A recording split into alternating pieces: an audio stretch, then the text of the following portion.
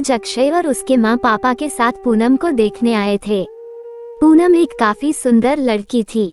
अक्षय को वह पहली नजर में ही बहुत पसंद आई। उसने पूनम को रिश्ते के लिए हाँ कहा और पूनम से भी पूछा तुम्हारा क्या निर्णय है, क्योंकि तुम्हारा निर्णय ज्यादा महत्वपूर्ण है।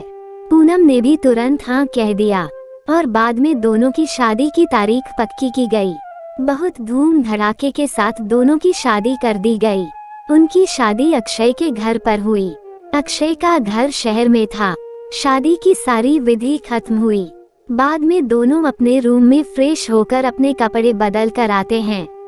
दोनों की वह शादी की पहली रात थी। अक्षय धीरे से पूनम को आवाज देते हुए बोलता है, आज से हमारी नई जिंदगी की शुरुआत है। ऐसा बोलकर पूनम को गले लगाने की कोशिश करता है, पर पूनम उस पर चिल्लाती है और बोलती है, तुम मुझे जरा भी पसंद नहीं हो और मैं तुमसे प्यार भी नहीं करती, इसलिए मेरी तरफ से तुम कोई भी उम्मीद मत करना। अक्षय उसकी बातें सुनकर हैरान हो गया, पर हिम्मत करके उसने पूनम को पूछा, पूनम अगर ऐसा ही था तो तुमने मुझसे शादी क्यों की? मैंने तुम्हारे साथ जबरदस्ती नहीं की थी, मैंने पूछा भी था तुम्हें, फिर तभी क्यों नहीं कहा मुझे? इस बात पर पूनम बोली, मुझे कुछ मत पूछो, 2-3 महीने एडजस्ट करो और उसके बाद हम डिवोर्स लेकर अलग हो जाएंगे। ये सुनकर अक्षय को धक्का लगा। उसने पूनम को समझाने की बहुत कोशिश की, पर उसने अक्षय की कोई भी बात नहीं सुनी और वो उसके निर्णय पर डटी रही। अक्षय उसे बोला, ठीक है, तुम्हें यही ठीक लगता है तो यही करेंगे, पर मेरी एक बात मानोगी क्या? पूनम बोलती है, क्या? अक्षय बोलता है कि एक छोटी सी मदद करोगी। जब तक माँ पापा यहाँ है तब तक तुम यहीं पर रहोगी।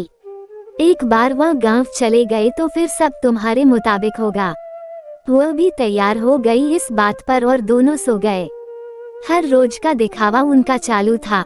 माँ पापा के सामने पति पत्नी की तरह रहना उनको समझ में नहीं आए, इसलिए उनके सामने नाटक करना। ऐसे करते करते दिन खत्म होने लगे। दोनों ही नौकरी करते थे। फिर रोज के टाइम टेबल के अनुसार अपना अपना काम खत्म करके काम पर जाना। अक्षय रोज पूनम से प्यार से बोलने का प्रयास करता था, पर पूनम अक्षय को अनदेखा करती थी, क्योंकि पूनम की एक ही इच्छा थी कि उसको जल्दी शादी नहीं करनी थी। घर के लोगों का मन उसे नहीं दुखाना था, इसलिए वो शादी करने के लिए तैयार हुई। पर शादी करने के बाद भी वो फिर से अकेली रहने का विचार करती थी, क्योंकि उसे खुद की लाइफ किसी के साथ शेयर नहीं करनी थी। जैसे तैसे उसके दिन धकेल रही थी। अक्षय मात्र उसे हमेशा अपनी पत्नी का दर्जा देने का प्रयास कर रहा था, पर पूनम कभी भी अक्षय को पति का दर्जा नहीं देती थी। एक दिन फर्श पर पानी गिरा हुआ था, तब पूनम का पैर उस पर अचानक से फिसला और उसका पैर फ्रैक्चर हो गया। अक्षय तुरंत उसे डॉक्टर के पास लेकर गया। उसका इलाज होता है। डॉक्टर कहता है पैर पर जरा सा भी जोर नहीं देना है, उसकी काफी देखभाल करने के लिए बोलते हैं। फिर क्या, अक्षय उसका बहुत ख्याल रखने लगा। हर रोज उसके पैर की मालिश करता था। उसका पैर फ्रैक्चर होने के कारण उसे ठीक से खड़ा भी नहीं हुआ जा रहा था। घर के काम और खाने की जिम्मेदारी अक्षय पर आ गई थी, पर अक्षय को तो पहले से ही ये सब की आदत थी, इस वजह से उसे कोई दिक्कत नहीं थी। अक्षय रोज खाना खुद ही बनाया करता था। उसके माँ पापा भी उसे थोड़ा घर काम में मदद करते थे। रोज काम पर जाने से पहले पूनम के लिए नाश्ता और खाना बनाकर खुद के हाथों से उसे नाश्ता खिलाता और फिर काम पर जाता था। टाइम पर उसे फोन करके दवाई लेने के लिए याद दिलाता था। काम पर से आने के बाद सबसे पहले उसके पैरों की मालिश करता था। उसे थोड़ा चलने के लिए मदद करता था। कोई भी काम हो उसके लिए मन से करता था। फिर भी वह अक्षय को प्यार से नहीं बुलाती। उसका मन अक्षय को स्वीकारने के लिए तैयार ही नहीं था। एक दिन पूनम को देखने के लिए उसकी सहेली आए। उनकी बातचीत चालू थी, तब अक्षय दोनों के लिए नाश्ता बना कर लाया। फिर वो पूनम से बोला, मैं जरा मार्केट से हो आता हूँ, थोड़ा सामान लाना है, तुम दोनों को कुछ चाहिए तो बता दो।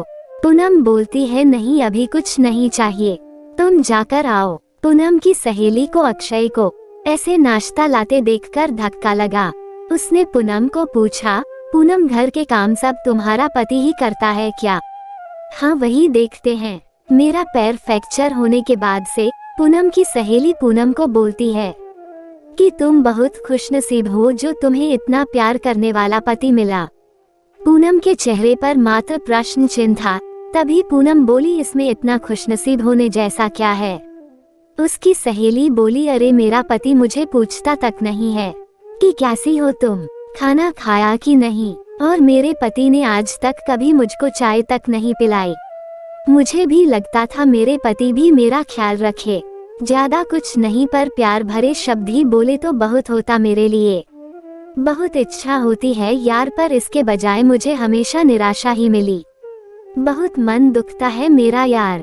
ये सब सुनकर पूनम विचार में डूब गई। उसके मन में अक्षय के प्रति प्यार जगने लगा। अक्षय का प्यार उसकी आंखों के सामने आने लगा। वो उस पर जान छिड़कता है, यह उसे समझने लगा। अभी धीरे धीरे पूनम को भी अक्षय से प्यार होने लगा था। वो उस पर विश्वास करने लगी थी। अक्षय के मन पर मात्र एक ही डर था कि माँ बाप गांव गए तो हमारा डिवोर्स हो जाएगा, पूनम मुझे छोड़कर चली जाएगी और समाज में मेरी इज्जत कम हो जाएगी। तभी माँ पापा अक्षय को बोलते हैं कि अभी हमें गांव जाना चाहिए, थोड़े दिन रहकर खेती वगैरह करके आते हैं।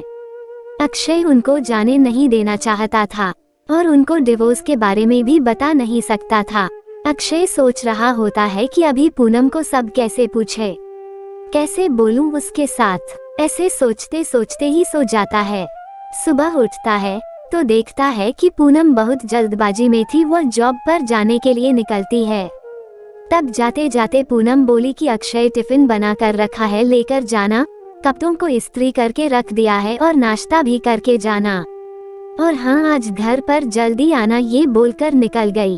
अक्षय मन में ही सोचने लगा कि जिसने आज तक एक गिलास पानी तक दिया नहीं, आज अचानक ऐसे उसने इतना सब कैसे किया। अक्षय का मन बहुत अशांत हुआ हो गया। वह भी सब काम करके ऑफिस के लिए निकल गया। उसके मन में बस इतना ही चालू था कि आज हमें डिवोर्स के बारे में बोलना है। शाम का वक्त होता है। पूनम के बताने के अनुसार अक्षय जल्दी घर आता है। पूनम ने खाना बनाकर सब काम निपटा कर रखे था। घर पर आते ही उसे चाय देती है। ये सब अक्षय के लिए नई बात थी। चाय पीते पीते अक्षय धीरे से पूनम को पूछता है, पूनम तुम ठीक तो हो ना? तुमने निर्णय तो लिया ही होगा ना? मुझे छोड़कर जाने वाली हो इसलिए सब कर रही हो ना? इस पर पूनम बोलती है, मैंने अपना फैसला ले लिया है और मैं कहीं पर भी नहीं जा रही हूँ। मेरी पूरी जिंदगी में तुम्हारे साथ जीना चाहती हूँ। और जाकर अक्षय को गले लगा लेती है। वो बोलती है, मैं तुम्हें छोड़कर कहीं नहीं जाऊंगी, मैं तुमसे बहुत प्यार करने लगी हूँ और अभी यह हमारा रिश्ता कोई भी नहीं तोड़ सकता। जिंदगी में बहुत बड़ी भूल हो गई होती मुझसे अगर मैं तुम्हें खो देती तो। अरेंज मैरिज करके भी तुम्हारे जैसा इतना प्यार करने वाला पति मुझे मिला, यही मेरी खुशनसीबी है।